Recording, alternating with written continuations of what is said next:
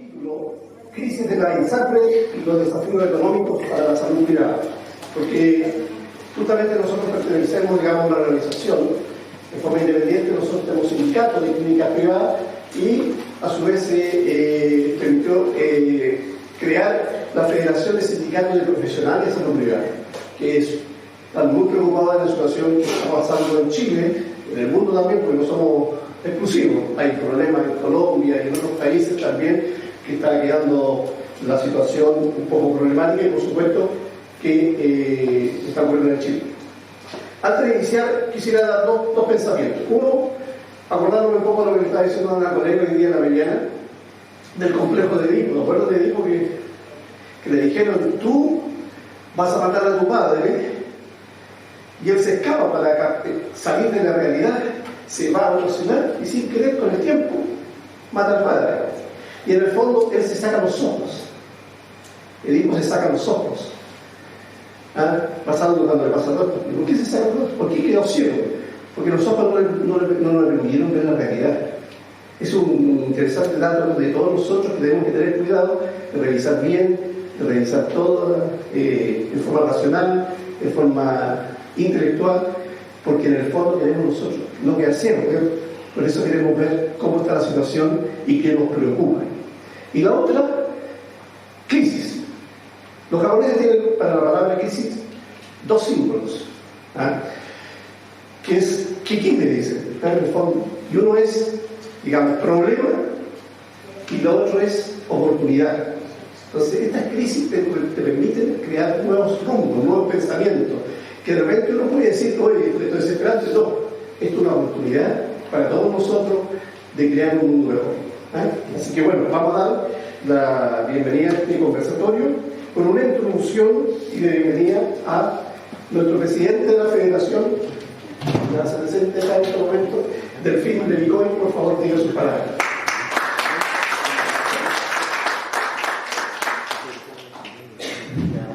Bueno, primero que todo agradecerle a ustedes, a las personas que nos van a exponer, a ustedes, nuestras líderes, ciertos liderazas que tenemos en nuestra federación. La verdad es que tenemos un rol importantísimo que cumplir, no solamente porque dirigimos grupos de personas, sino que dirigimos grandes grupos de familias, de todo tipo de familias, ¿cierto?, que dependen muchas veces de un presupuesto que se ve amenazado, ¿cierto?, cuando hay crisis, como dice Marco. Notoriamente también hay oportunidades de reordenarse. Cuando hay crisis uno empieza a decir qué es lo que es esencial y qué es lo que a lo mejor tengo que restringir. Los desafíos de nuestros hijos que van creciendo, ¿cierto?, los que tenemos hijos, y nuestros padres, que muchas veces también tenemos que estar atentos, ¿cierto?, que van envejeciendo y van cambiando sus necesidades. Y nosotros, obviamente, también el calendario también pasa por nuestra vida, ¿cierto?, y también aparecen cosas que uno dice: antes no era tema y ahora ando preocupado de consultar por una cosa o por otra, que a veces suena un poco cómico, pero es la realidad. Estamos inmersos en un mundo absolutamente globalizado, en que lo que pasa en Ucrania inevitablemente repercute acá. ¿Para qué hablar de toda la turbulencia que tenemos como país? Nuestro país es cosa de conectarse con las redes o con la televisión o con la realidad misma, y vemos que hay siempre como disputas y desavenencias y poco acuerdo. Cuesta encontrar los acuerdos cuando hay crisis. Por lo tanto, este conversatorio nos obliga como líderes y lideresas, ¿cierto?, estar aquí. Son pocos las socias y socios que se motivan como para participar. Eso tiene dos lecturas: una, que a lo mejor hay una comodidad de parte de ellos, pero por otro lado también lo que más me preocupa es que confían ciegamente en lo que nosotros tengamos que adquirir y transmitirles. Entonces, cuesta representar a nuestras socias y socios para que asistan, así que se agradece las que están y los que están, que hay algunos aquí, y la responsabilidad mayor la tenemos nosotros como líderes. Esta federación ya lleva 1 año y medio, va a cumplir en septiembre 2 años, y nos hemos dado cuenta que hay cosas que la viven los distintos lugares de una manera tan diferente que si no estuviésemos comunicados sería muy complejo abordar. Lo que sucede en la Indisa o la Santa María o la Católica, tarde o temprano se permea para los lados, ¿cierto? Independiente de las reacciones que tenga cada empresa. Así que gracias por estar aquí, gracias a los expositores, ¿cierto? Que nos van a impregnar de más conocimiento, y lo mejor que tiene esto es que actualizamos la información, porque esta, como dicen los periodistas, son noticias en desarrollo. En una semana u otra puede pasar algo que cambie el esquema y necesitamos actualizarlo. Así que muchas gracias y vamos adelante con todos nuestros anhelos, sueños y cosas que queremos lograr para nuestra gente. Gracias. Bueno, ahora va a haber una exposición de el doctor Manuel Nostroza, ya siendo ya más conocido con nosotros. En el fondo es médico de la Universidad de Chile, máster de salud pública, convención en financiamiento y gestión de la Universidad de Johns Hopkins. Se ha destacado como gerente público de la Superintendencia de Salud, de la Superintendencia de Salud, director del Centro de Referencia de Salud Peñalolén, secretario regional ministerial de planificación de la región metropolitana. Se desempeñó también como decano de la Facultad de Medicina y Ciencia de la Universidad de San Sebastián. Fue también director del Magíster de Salud Pública, presidente del Consejo Académico y consultor del Instituto de Salud Pública de la Universidad Andrés Bello. Bueno, y así podría nombrar muchas cosas, pero agradecemos especialmente de corazón el hecho de que siempre está dispuesto a venir y a conversar con nosotros y ver la situación que estamos pasando. Así que muchas gracias y bienvenido nuevamente, doctor.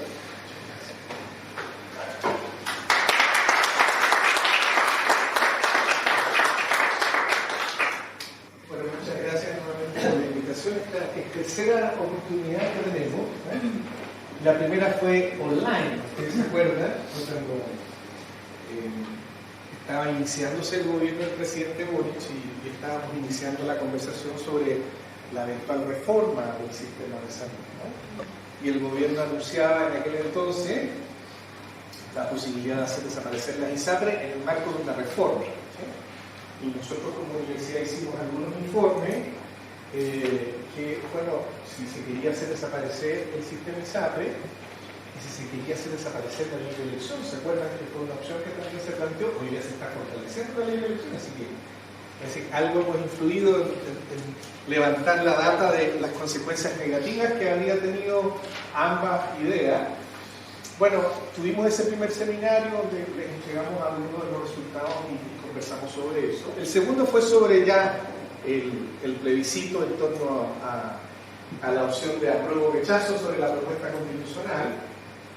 Y ahora esta tercera que, más allá de lo que el programa definió, luego lo que fue el rechazo en un 62% de la población y lo que es hoy día la crisis del sistema ISAPRE, y que de alguna manera nos vuelve o nos remite a los antecedentes previos que habíamos conversado. Bueno, ¿qué pasa si las ISAPRES desaparecen? ¿Cuáles pueden ser las consecuencias, ya no en el contexto de una reforma, sino que de una crisis que no hemos tenido capacidad de resolver? Y eso es parte de lo que vamos a conversar hoy día.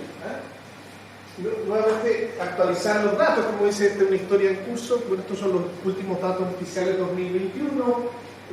Nosotros seguimos teniendo 79-80% de la población en FONASA. Últimamente, en los últimos meses, sobre todo, ha crecido por la salida de la gente del sistema ISAPRE, por la crisis económica y en parte por la inquietud que ha generado su viabilidad. Estamos hablando de 15.600.000 personas acá.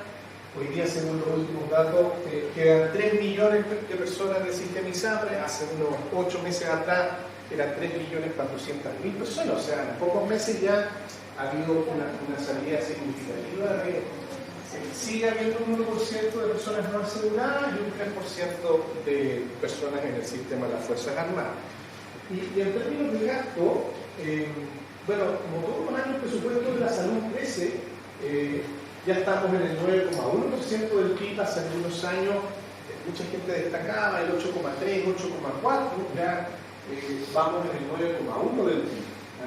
De hecho, superamos el promedio de la OECD. Antes se destacaba que estábamos debajo del promedio de los países, está en 8,9, ya estamos por sobre el promedio y estamos gastando casi $2.600 per cápita. El promedio es 3.900 de los países de la OECD. Ahí todavía nos queda un trecho por alcanzar según los últimos datos del año 2021. Pero si nos vamos todavía más a mirar los datos 2021 sobre gasto, mire, en términos de cotización, FONASA recauda en relación al 7% 3 billones de pesos. Estos son 3 millones de pesos chilenos. Y la ISAPRE recauda casi 2,3 billones de pesos chilenos por el 7%. Sin embargo, a eso hay que agregar el gasto o el presupuesto que viene por impuestos, que son casi 8,8 billones, con lo cual hacemos 11,6 billones. Ahora, lo interesante es que ya las cotizaciones en el caso del sistema público solo representan el 25%. El aporte fiscal, lo que financiamos todos los chilenos de impuestos, ya representa 3/4, 75% del total. Hago este hincapié porque el año 90 era completamente al revés. Las cotizaciones representaban el 62-63% del total. O sea, prácticamente el 7% era el que sostenía el financiamiento del sistema público y el impuesto alcanzaba del orden de los impuestos alcanzaban un 31%. ¿Sí? Ahora se invirtió y es 75% impuestos, solo 25% cotización. Y en el caso del sistema ISAPRE, aparte del 7% legal, la gente se ve obligada a cotizar adicionalmente. No sabemos por qué. Hay gente que está dispuesta a pagar más por tener un mejor plan, por lo tanto paga más que su 7%, o porque su condición de riesgo familiar o individual es tan alta que es insuficiente el 7 y tiene que poner un adicional.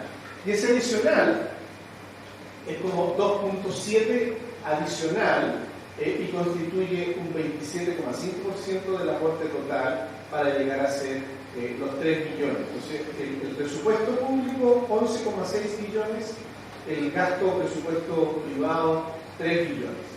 Si yo lo llevo ahora y saco licencias médicas, igual ha sido importante, ustedes ven 1,6 billones en gasto de licencias médicas el año 2021 en FONASA y casi 1 billón en ISAPRE, pero si yo despejo esto, porque esto está apuntado al nivel de ingreso, y solo me quedo con el gasto en prestaciones, y hago un per cápita en relación a la cantidad de personas que había en ese año 2021, yo estoy gastando 651.000 pesos por persona en FONASA al año y 636.000 pesos por persona en ISAPRE. O sea, esto también de que en el año 90 esto está al revés. O sea, yo gastaba 600.000 pesos en ISAPRE y 300.000 pesos en FONASA. ¿Sí? O sea, era la mitad, el doble lo gastaba. Ahora, con todo el aporte fiscal que hemos hecho, gradual y paulatinamente, el gasto per cápita en FONASA es mayor. Ahora, igual este gasto es distinto, porque por ejemplo aquí nosotros gastamos en la atención primaria, cosa que el modelo del sector privado no tiene. ¿Sí? Nosotros gastamos prestaciones aquí que son más caras, son menos prestaciones pero más caras. ¿Por qué? Porque nos saltamos directamente al especialista. O sea, nosotros en el sector privado no vamos al médico general, muy poca gente lo hace. Yo creo que lo debiéramos hacer, pero bueno, eso es otra discusión de reforma, pero hoy día se salta al tiro, se va a hacer el examen, va al especialista, ¿no es cierto? Y decide qué especialista me va a atender si es que lo ve a la cabeza, si un psiquiatra, un neurólogo o un psicólogo, digamos, ¿no? Y entonces, no, sin embargo aquí vamos a la atención primaria primero y de ahí se ve. Bueno, pero a pesar de eso, ya lo interesante es que el gasto per cápita en FONASA superó el gasto per cápita en ISAPRE. Y el gasto de licencia médica respecto del 7%, esto ya representa un 55%. O sea, para que ustedes tengan, hace 13 años atrás, en 2010, el gasto de licencia médica se consumía como el 20-22% del 7%. Porque ya se está consumiendo en FONASA más de la mitad. ¿Sí? Porque esta es plata que yo pongo en el sistema, pero se está yendo a licencias médicas y se la estamos quitando al gasto en prestaciones. Y en ISAPRE constituye un 43% del 7% de cotización. Entonces, en promedio, nos estamos gastando los chilenos respecto al 7%, La mitad nos la estamos gastando en licencias médicas. O sea, claramente ahí tenemos un problema. Se ha disparado el gasto y no necesariamente está asociado a requerimientos médicos verdaderos. Hay mucho fraude, hay mucha gente que la cosa de tírate una licencia médica, ¿no es cierto? Y la utilizamos como un respaldo de seguridad social, no necesariamente por enfermedad. Bueno, pero ahí están los datos. Y el último dato, el sector ISAPRE, si yo aquí tiro ingresos versus gasto del año 2021, estoy dando cuenta que me estoy gastando de los 100 pesos que yo recaudo por cotizaciones, estoy gastando casi el 98%.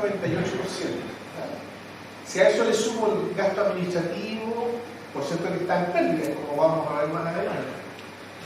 Pero fíjense, si el FONASA fuera un ISAPRE, cosa que no lo es, pero hago una simulación, estaría igual o peor. O sea, está gastando el 98,1%.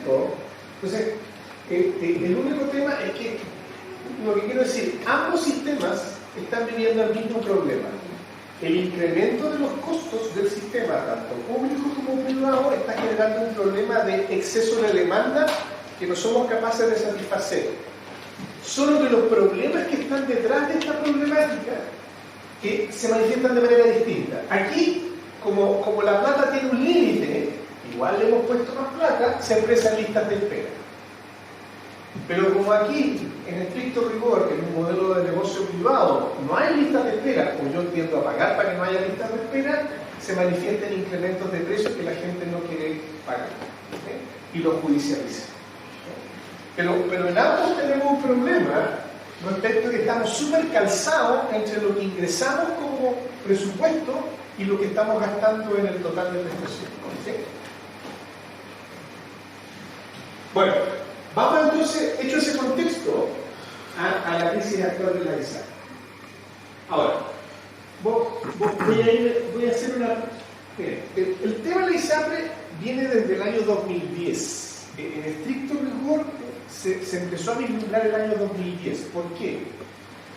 Yo me fui en abril del 2010 como superintendente, así que alcancé a vislumbrar el problema, digamos, pero yo ahí ya dejé la administración pública y no he vuelto a ningún cargo público desde esa época. Pero ¿qué ocurrió en enero del 2010?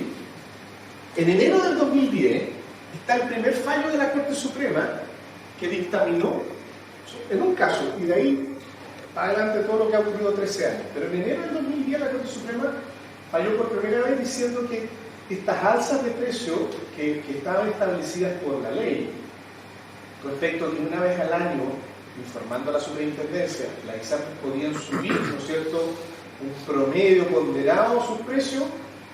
Hubo un caso en que la Corte Suprema dijo, ¿saben qué? Esa alza es unilateral y por ende es ilegal, y la rechazó y le dijo a la ISAPRE, usted tiene que hacer el reajuste cero. ¿Sí? Hubo un caso. Y de ahí empezó una judicialización. Primero fueron 10.000 casos, 20.000, y hoy día hay como, más o menos, hasta el año pasado, como 300.000 personas que presentaban recursos y las cortes les decían, no al lugar al alza. Los afiliados eran como 2 millones, o sea, igual había como un 70-80% de afiliados que no reclamaban. Pero igual era muy significativo el que reclama. Entonces, desde ahí que ya tenemos un primer aviso. ¿Sí?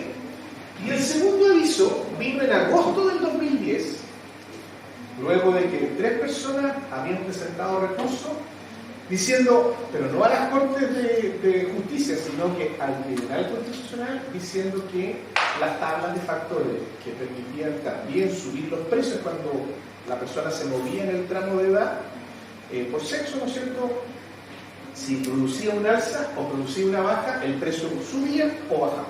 ¿Ya? Bueno, y las personas ganaron en el Tribunal Constitucional, y el Tribunal Constitucional sabe que, dicho en simple, las personas no somos responsables por nacer hombre o mujer o por envejecer. ¿Sí? Eso es algo ajeno a la voluntad.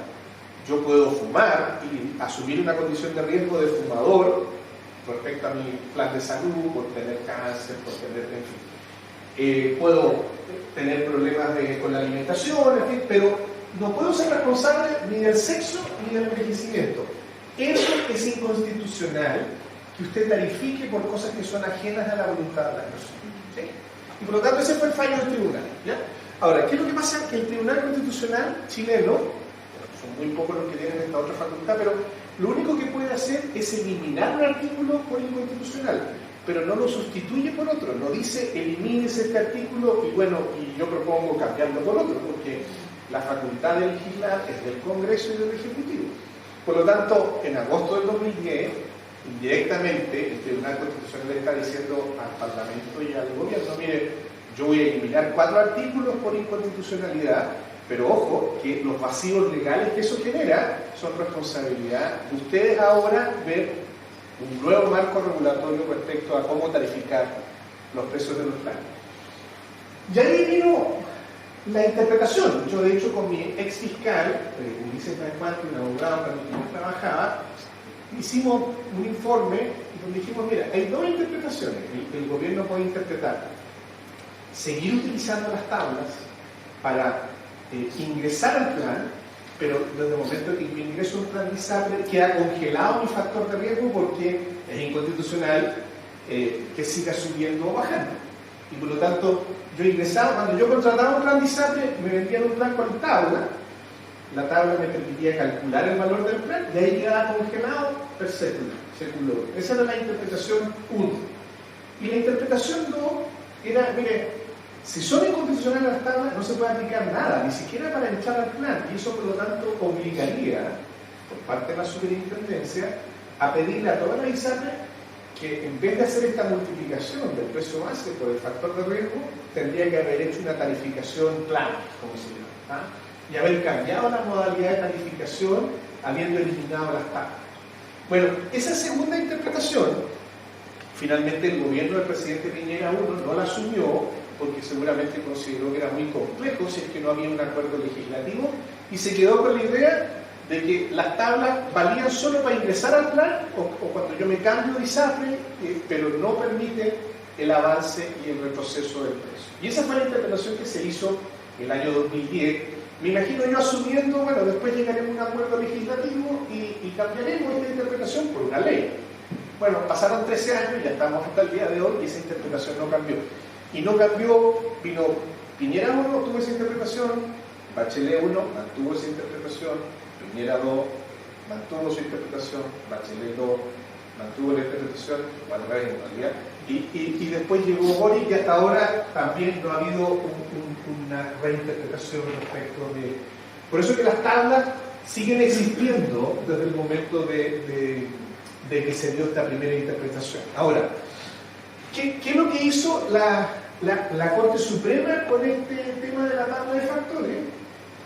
Lo reinterpretó totalmente y dijo, miren, aquí hay un fallo que debió haber originado algún cambio, nadie hizo nada, entonces la Corte Suprema dijo, ya, yo voy a poner una solución definitiva y la vamos a explicar un poco en qué consiste eso.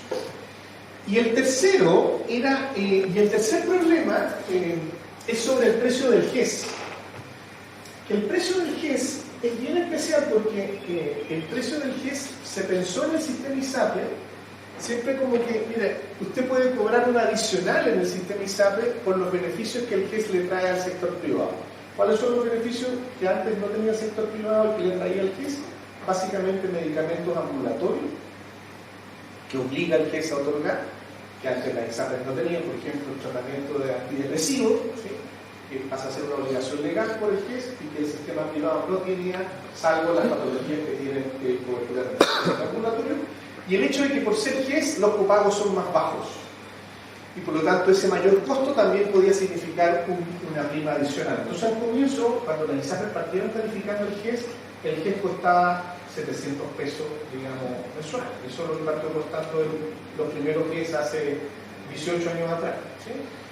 Sin embargo, como el sistema se empezó a judicializar y las ISAPRES empezaron a perder los juicios, tanto por precio base como por tablas de factores, utilizaron el GES como variable de ajuste. Entonces lo que no podían subir por estas otras dos vías, porque perdían los juicios, los empezaron a subir. Esto no ocurrió al tiro, pero empezó a ocurrir como del cuarto, quinto decreto, las ISAPRES empezaron a subir el precio y hoy día la prima GES vale muchísimo en relación al costo total del plan. ¿Por qué? Porque es la variable de ajuste que utiliza el ISAPRE para no perder plata.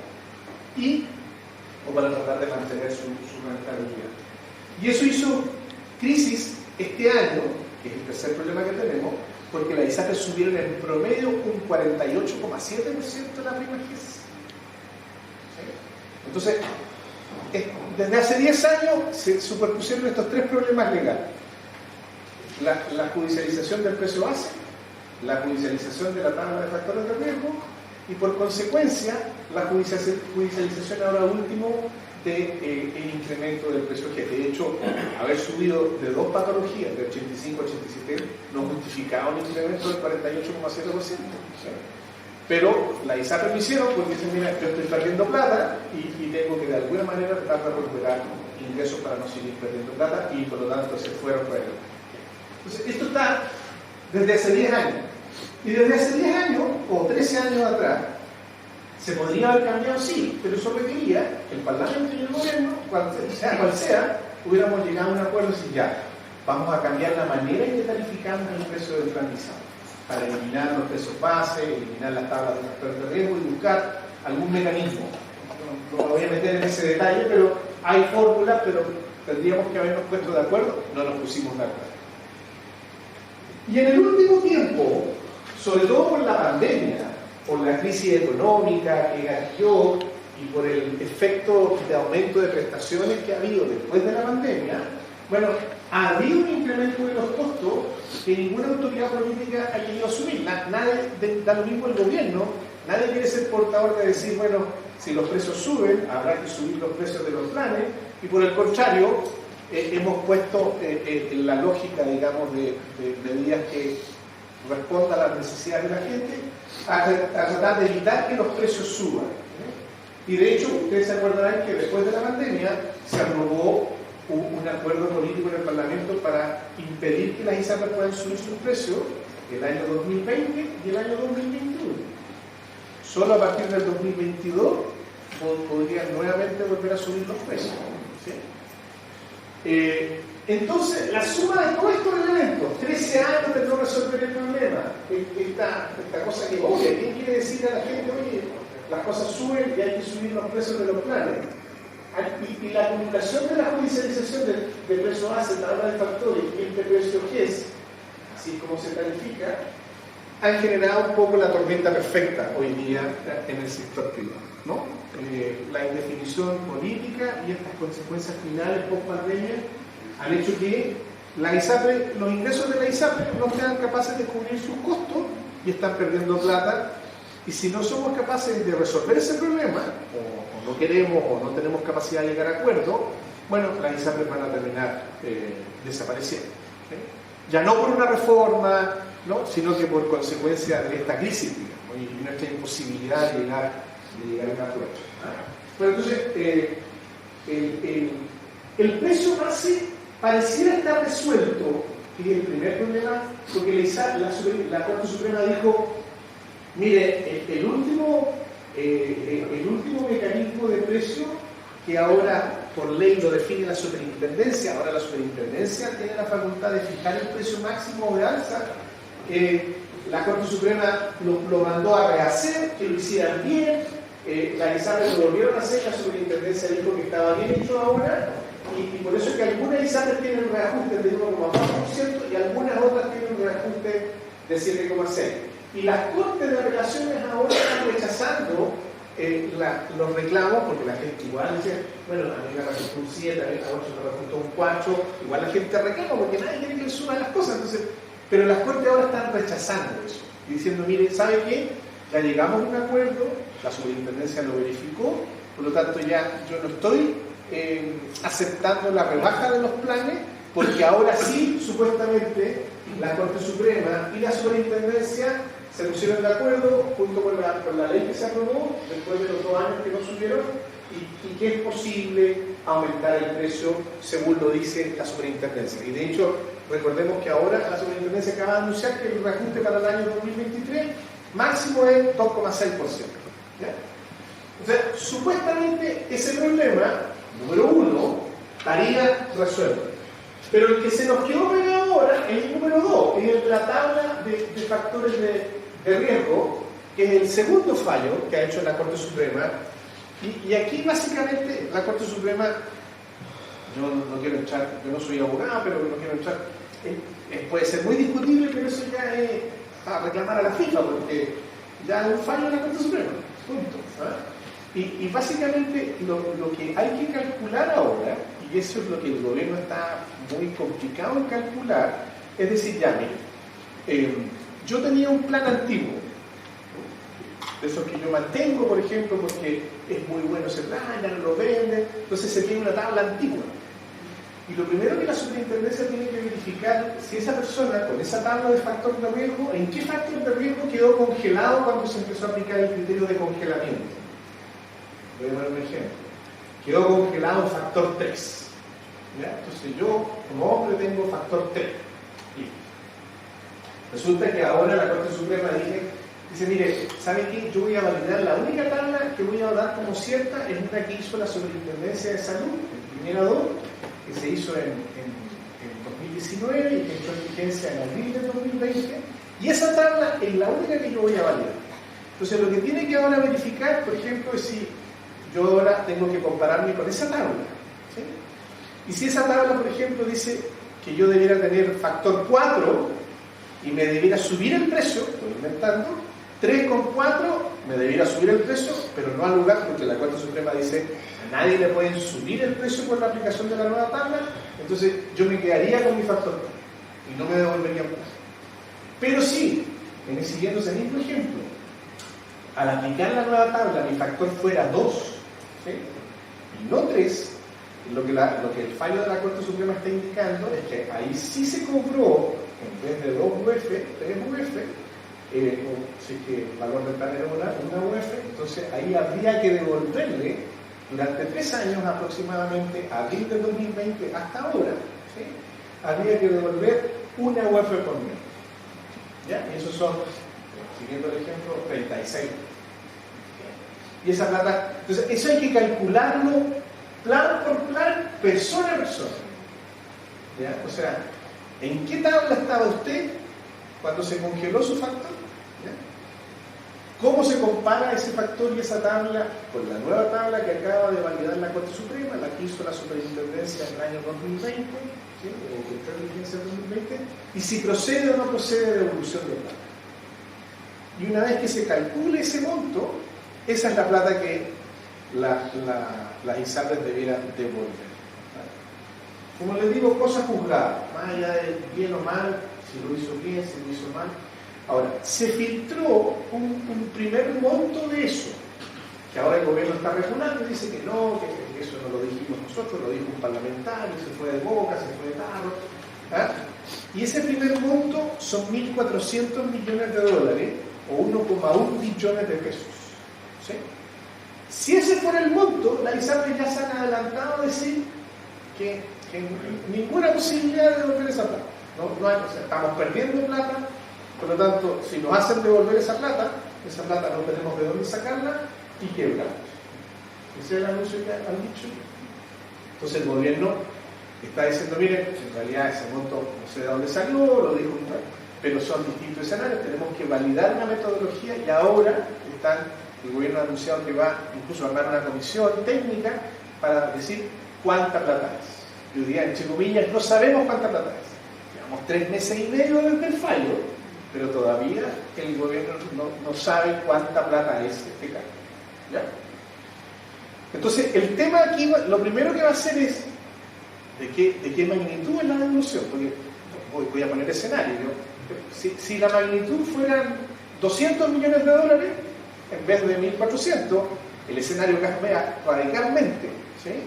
Porque eventualmente la ISAPRES sí podrían devolverlo, si le dan incluso algunas facilidades, y es posible viabilizar. Entonces, hoy día es crítico el monto, la metodología y el monto de cuánto es lo que tendrían que devolver, dado el fallo de la Corte Suprema.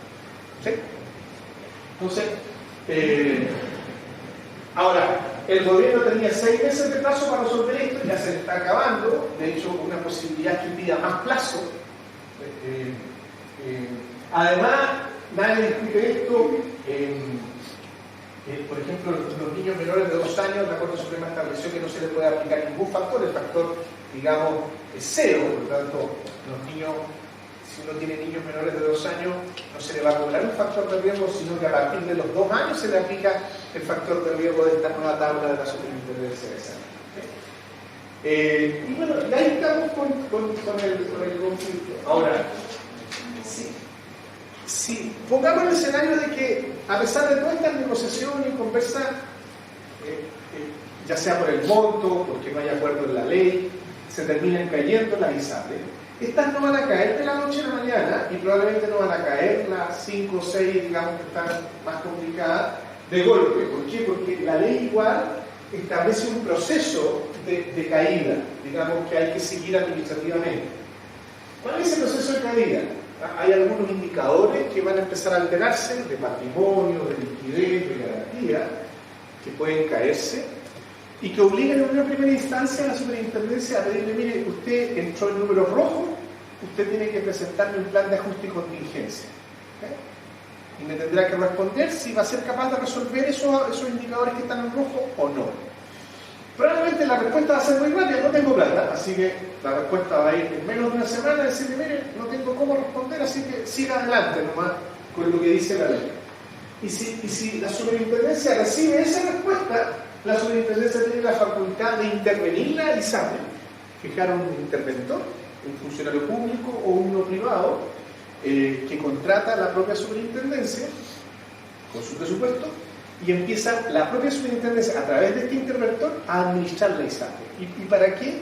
Porque la ley nos faculta a eso para tratar de vender la ISAPRE o vender la cartera. Ahora, si entramos en una crisis sistémica, nadie va a querer comprar la ISAPRE ni nadie va a querer comprar la cartera, porque estamos entrando en una crisis interminable. ¿Sí? Entonces, después de que el interventor, además el interventor tiene que hacer licitaciones públicas, tiene que inscribir esto en el diario oficial y toda la cosa, después de que haga todos esos trámites y nadie quiera comprar la ISAPRE o la cartera, ahí recién la superintendencia se mire, yo intervine, o sea, primero le pedí un plan de ajuste, no pasó nada. Intervine para tratar de vender, no pasó nada, entonces ahora ya tengo que cerrar la ISAPRE.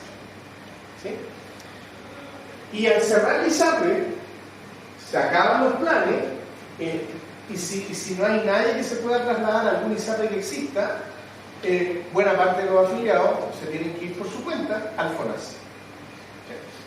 Y esto, por lo tanto, va a ocurrir en un lapso que puede ser entre 2 o 3 meses por ISAPRE.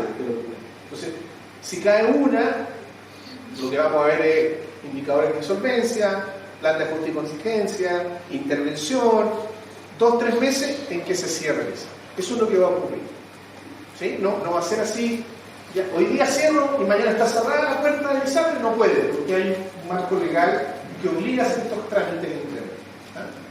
Entonces, si llega a caer una, por ejemplo, claro, las otras se van a poner nerviosas y toda la cosa, pero puede ser que esto aparezca como todas al mismo tiempo o una cadena. Cae una primero, otra después cae la otra.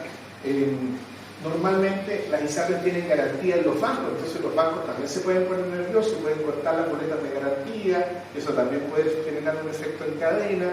No sabemos, pero lo único que quiero decir es que no va a ser de la noche a la mañana. De a una o todas al mismo tiempo o en escalerita van a ir cayendo durante un periodo de tiempo que va a mediar entre 2, 3 hasta 4 meses, por lo tanto va a ser un periodo no menor. ¿Ya? Eso. Ahora, ¿cuáles son las consecuencias? Bueno, aquí las consecuencias es que hay un efecto sistémico, y esto es bien interesante porque hasta hace 6 meses atrás el gobierno desconocía estos efectos sistémicos, decía: no, si no va a pasar nada, no, si no hay ningún problema. En la última reunión, la ministra ya dijo, mire, y el subintendente dijo que si cae la ISAPRE, el riesgo de quiebra es que tengamos una quiebra de aquí a 4 meses. ¿No? Entonces, de negar que era un conflicto, ahora ya lo están asumiendo como tal, y han dicho que no, y por lo mismo han dicho, y por todas estas consecuencias que también aceptan, han dicho: no queremos dejar caer a la ISAPRE, estamos tratando de buscar una solución. Eso es lo que han dicho.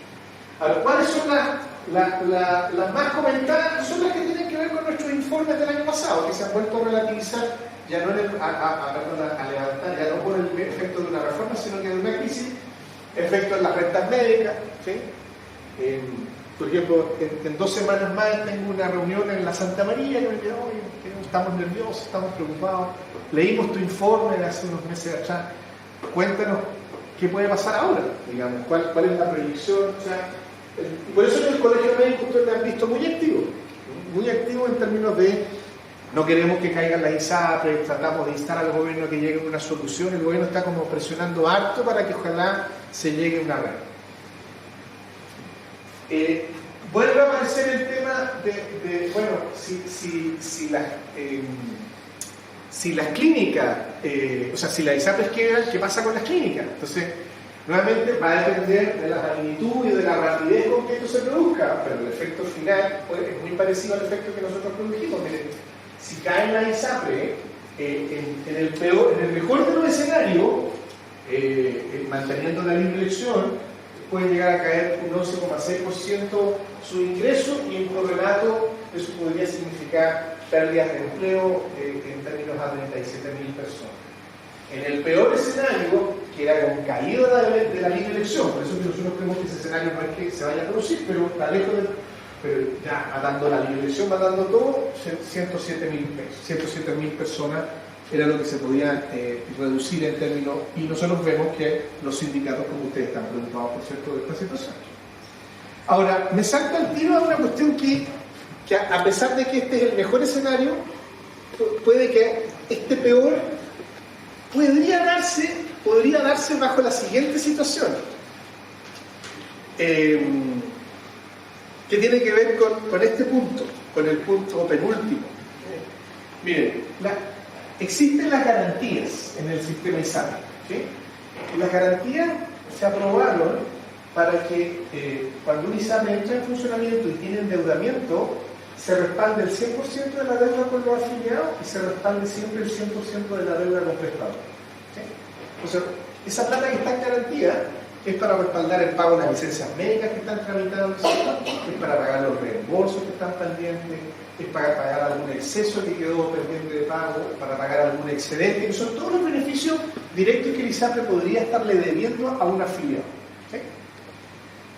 Y la garantía con prestadores es básicamente con provisiones que se tienen que hacer todos los meses, es para aquel paciente que está hospitalizado, acostado y que pasó el mes, digamos, y todavía la factura no está hecha.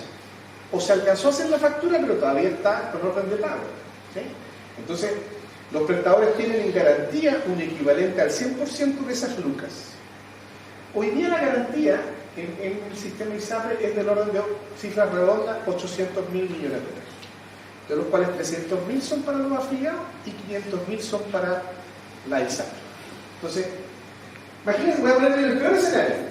Imagínense que llegamos al cálculo de que el 1,1 billones de pesos chilenos que le deberíamos a los afiliados es real, ¿sí? Es verdadero. Póngale que estaba bien hecho el cálculo, ¿ya? Esos 1,1 billones, según la Corte Suprema, deberían ser pagados como excedentes, por lo tanto pasa a ser deuda de los beneficiarios, ¿sí? Y como esa plata no existe, porque está gastada, porque fue gastada durante todos estos años, es una plata que el ISAPRE no tiene cómo pagar, es una plata que pasa al primer lugar de prioridad de los afiliados. Imagínense, son 1,1 billones, o sea, son 2 veces la deuda total de prestadores. Por lo tanto, la garantía que existe para las clínicas desaparece así por arte de magia. ¿Por qué? Porque los prestadores son la segunda prioridad después de los afiliados. Entonces, si los afiliados, por efecto del fallo, le reconocemos 1,1 billones, esos 1,1 billones a lo más van a tener 500.000 millones de pesos que se van a desplazar del segundo lugar al primero, y ni siquiera va a alcanzar para pagar el 100%, va a alcanzar a pagar la mitad, ¿no? Pero todos los prestadores, todos, se van a quedar con 0 pesos en garantía. No alta para pagar la garantía, porque se van a declarar en quiebra la ISAPRE y no va a haber esa plata. En el peor de los casos, se va a judicializar, porque obviamente que los prestadores no se van a quedar tranquilos, y como ha pasado con Nueva Más Vida, que están todavía litigando el pago de algunas garantías, sobre todo los excedentes.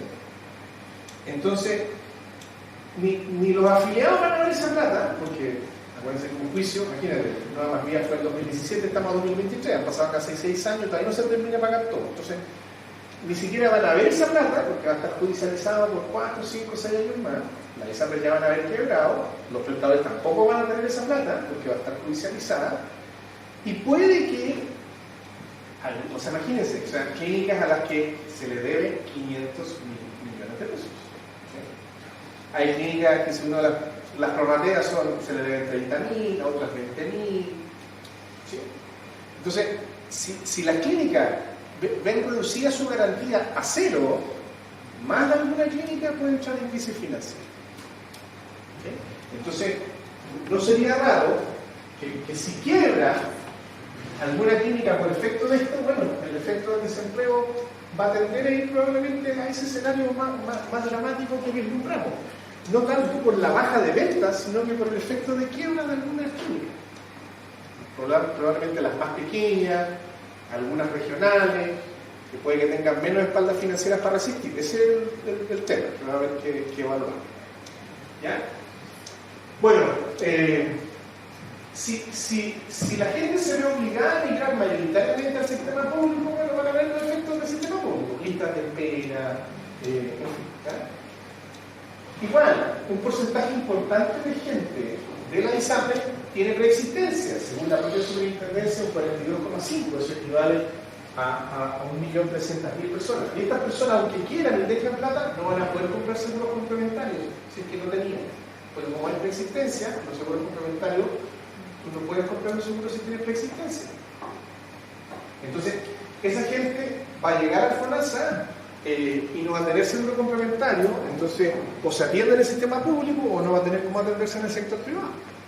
Entonces, todas esas cosas, bueno, y además está el hecho de que si se extingue el plan de ISAPRE, el FONASA hoy día no tiene facultad legal para retomar ese plan. O sea, tú te adscribes al plan FONASA, que es modalidad institucional o modalidad de elección. Entonces, tú solo obtienes la cobertura financiera de la modalidad de elección en el convenio que la clínica que tú tenías, o la que tú usabas, tenga. Entonces, las consecuencias son bien complejas, ¿verdad? Y son bien sistémicas. No es un tema de los 3 millones de afiliados, es un tema que repercute en todo el sistema. Bueno, la posición del gobierno ha ido variando. Esto es cierto, me lo ratifica. O sea, el gobierno actual tiene 2 almas, más allá de que la represente. Un alma que dice, mira, nosotros no somos culpables, esto fue una decisión de la Corte Suprema. Entonces nadie nos puede echar la culpa que nosotros queremos eliminar a la ISAPRE, es consecuencia de la decisión de otro actor. Entonces aprovechemos que esto está ocurriendo y hagamos la reforma que pensábamos hacer, que era eliminar a la ISAPRE y transformarla en seguro complementario. Entonces hay gente que en el gobierno no le desagrada este contexto porque es funcional a la propuesta original y legítima que el gobierno tenía.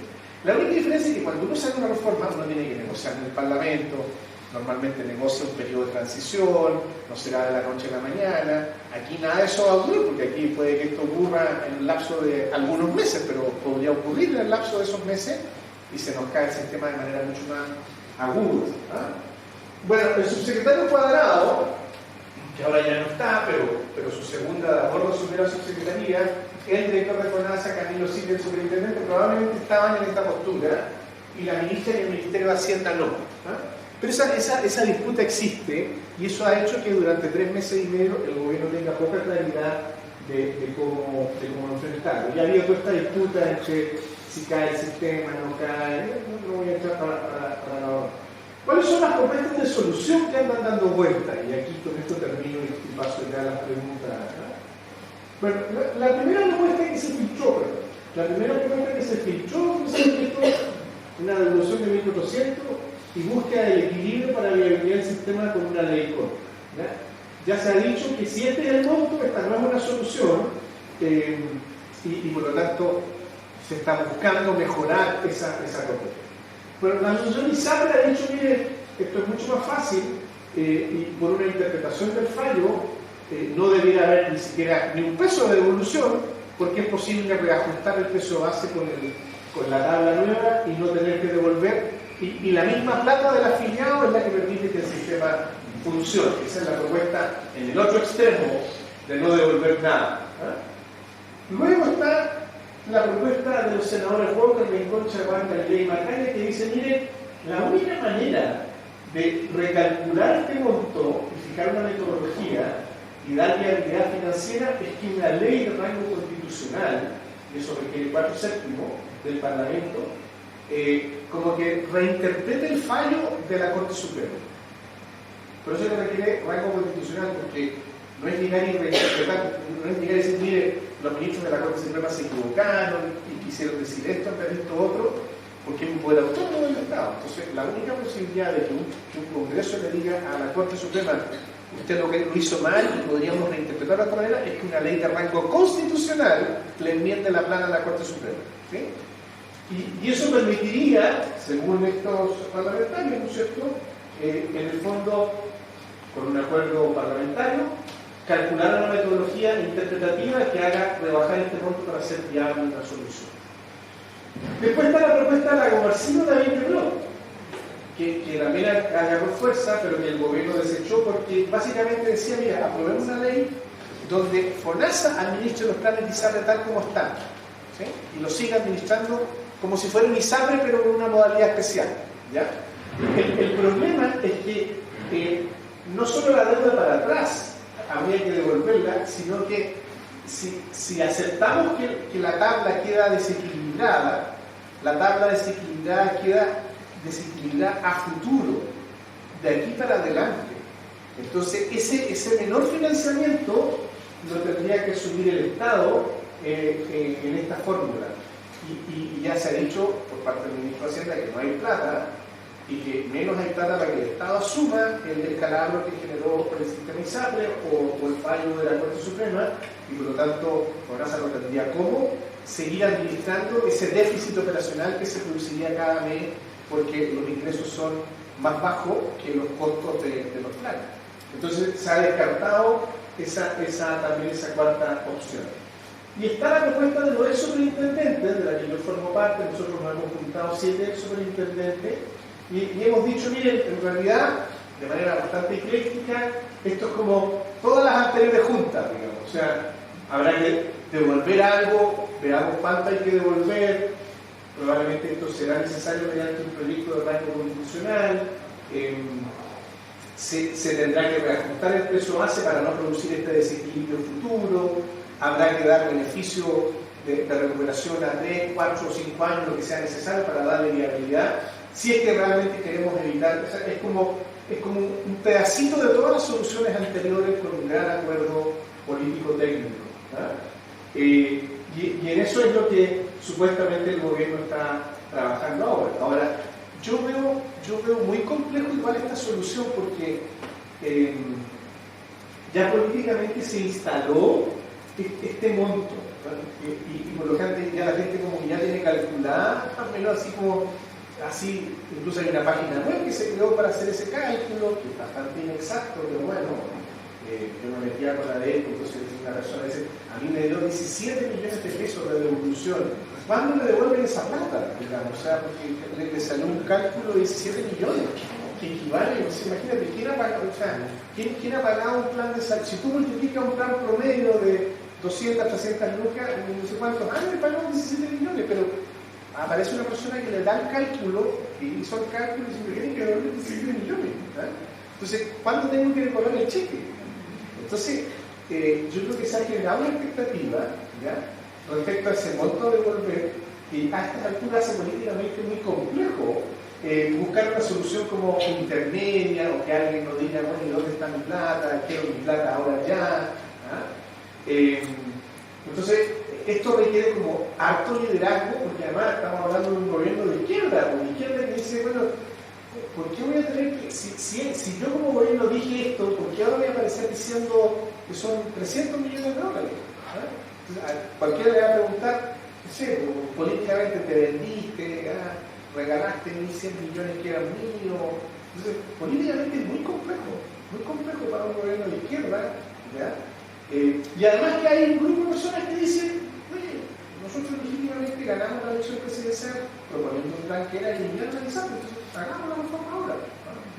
Entonces, yo veo que es políticamente complejo y que el gobierno está muy como dividido y poco convencido de si esto, resolver el problema es bueno o no para el gobierno. Ahora, yo estoy convencido, pero no puedo apostar, digamos, y en un cuarto encuentro futuro lo podríamos visualizar, de que si no lo resuelven, las consecuencias sistémicas que vimos que van a ser brutales para el gobierno.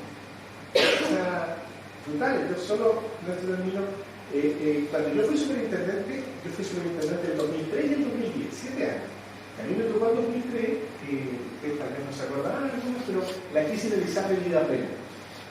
Que Vida Plena era del grupo Inverlín, que Caballero Monasterio se robó la plata de sus empresas y se robó 2.000 millones de pesos del ISAPRE y se la sacó, así, la sacó para otro lado. Nadie sabe para dónde. Y dejó la plata al ISAPRE sin flujo de caja de un mes, porque eran las cotizaciones de un mes las que le robó o sea, le dio la instrucción al gerente, pásame los 2.000 millones y listo. El gerente quedó ahí, pues era el dueño que le estaba pidiendo la ayuda. Entonces, esa ISAPRE la mantuvimos como conectada a ventilación mecánica durante 6-7 meses hasta que finalmente se cerró. Y yo me acuerdo, o sea, tenía 150.000 beneficiarios. Finalmente se quedó con 75.000 porque 75.000 arrancaron. No teníamos la facultad de fijar un corralito como se tiene ahora. Todo esto es una facultad que cuando yo intervengo en ISAPRE, el interventor tiene la facultad de congelar la cartera, nadie entra ni sale de la cartera para tratar de venderla. ¿Sí? En ese tiempo yo no tenía esa facultad todavía, porque no se aprobaba la ley. Entonces, de 150.000 personas, 75.000 se fueron por su cuenta a otro ISAPRE o a FONASA y se quedaron los 75.000 que no se podían cambiar.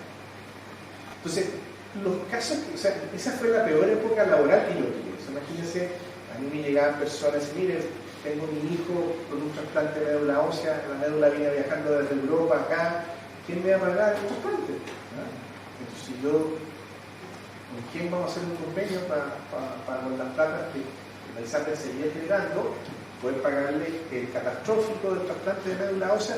Y así, miren, y les podría relatar anécdotas de decenas, cientos de casos que llegaban a la superintendencia de, mire, este es mi problema, usted es el superintendente, usted tiene que resolver el problema. No quiero ir a alegar a un monasterio o al gerente anterior, usted tiene que resolver el problema. Y eso fueron con 150.000 personas, estamos hablando de 3 millones, 20 veces ese problema. ¿Sí? Entonces, es un tema mayúsculo, yo creo. Solo el solo hecho de los casos humanitarios que se van a dar, gente que ha ganado juicio, medicamentos de alto costo que se los ganó, que van a desaparecer esas coberturas. No, mire, yo creo que yo no le daría ni a mi peor enemigo ese conflicto. Pero bueno, hay gente que cree que es capaz de soslayar ese conflicto y que la buena noticia de una reforma va a ser superior a los problemas. Yo no creo mucho en ese balance. Pero eso es, y en eso estamos, digamos, como situación del sistema ISAPRE. Si ustedes me preguntan a mí hoy día, yo creo que hay 90% de probabilidades de que la ISAPRE se caiga. A pesar de la voluntad o disposición de querer arreglarlo, yo que estoy, o sea, solo un botón de muestra. Para que ustedes vean, la semana pasada nosotros fuimos como el superintendente a exponer, nos dijeron, vamos a armar una comisión técnica para calcular el monto que hay que devolver. Pasado una semana y no nos llamaron. O sea, si yo fuera a estudiar el gobierno y tuviera tal urgencia de resolver el problema, la comisión ya la habría armado al día siguiente. O sea, ya ha pasado una semana y no nos llaman. Tampoco uno puede echar, digamos, y andar. O sea, nos dijimos, ya estamos dispuestos, señora ministra, si usted nos llama, vamos a organizarnos con los superintendentes y participaremos para concordar esta metodología de cálculo. Ni un problema. Una semana atrás, ya, o sea, estamos hoy día a martes, nada nos han llamado a nadie. Entonces, por eso es que yo estoy pesimista en el sentido de que yo creo que van a caer la ISAPRE. Ahora, como alguien dijo igual, yo estoy apostando a las oportunidades que esto genera también, porque ha habido revuelto ganancia de mercado, es decir, el sector privado no va a desaparecer, algunas clínicas puede que desaparezcan, pero van a surgir otras, van a surgir ISAPRES de más bajo costo, prestadores de más bajo costo que van a tener que adaptarse a los precios que pagan FONASA. etcétera, etcétera, etcétera. O sea, yo no soy de los que con esto el sector privado va a morir, no.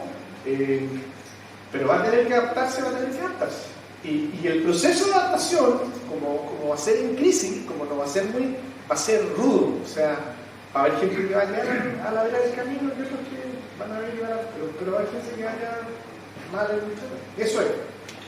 Bueno, muchas gracias. No.